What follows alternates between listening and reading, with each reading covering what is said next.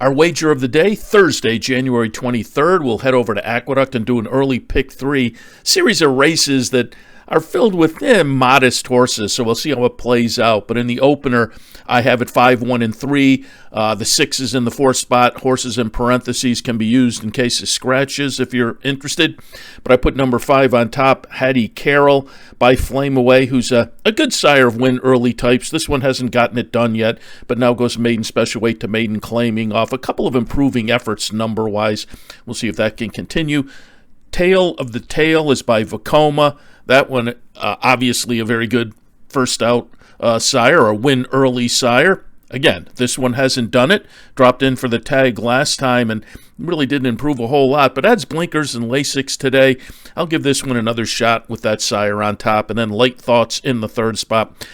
Couple of starts so far. They weren't great, but again, this is a modest bunch. I don't think you're going to have to be much here. In the opener, we'll use the 5, the 1, and the 3. Race number 2. Maiden specials going 6 furlongs, 5, 6, 4, and 3 for me, and I'll use the top 3. Rare Society goes out for Linda Rice, first-time starter. She also has the number 1, and I'm scared I'm going to wind up on the wrong firster from Linda Rice. But I thought Rare Society at a decent morning line price was interesting. With Central Banker on top.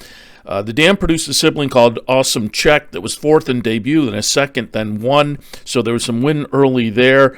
I just thought this horse was maybe a little more interesting of the 2 Linda firsters, but we'll see if Army Gal proves me wrong. 2nd slot will go to number 6, Carly B by Gervin. I always like the Gervin runners as win early types. First fall from the dam, so there wasn't a whole lot to find there. But again, with the sire on top, we'll put the 6 in the mix. And then Juliana's Dream, the number 4 horse, going out for Chris Englehart with some experience under the belt.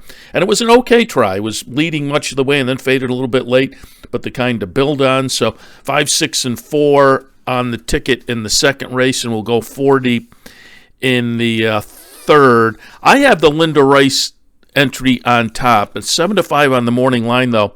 I don't think they're invincible by any means, or 7 to 5 seems short to me, let's put it that way. But they both look capable. Street Jam and Belle of the Ball certainly playable in here. The interesting horse to me is Dolce Sarah. Very inconsistent. Again, I said these first 3 races on the card that we're using are kind of a modest group, and this is the type of horse you get.